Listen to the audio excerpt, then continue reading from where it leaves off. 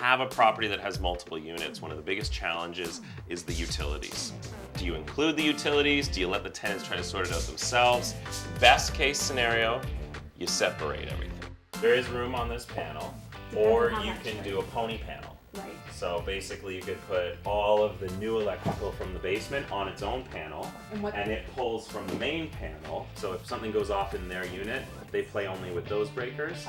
If something goes off in your unit, you play only with those So the separation of the access to... Well, you know how much electricity these guys are using down here versus... You can do that. You can actually meter them separately if you wanted to as he well. suggested to. Okay, so if you have a tenant moving in here and you're like, oh gosh, I'm worried they're going to use a lot of utilities, you can say your rent is $1,000 a month plus utilities. That's what I was thinking of doing. However, if everything's on one panel, it's $1,200 a month all inclusive, but then you still have no control. I do have a way to fix that though.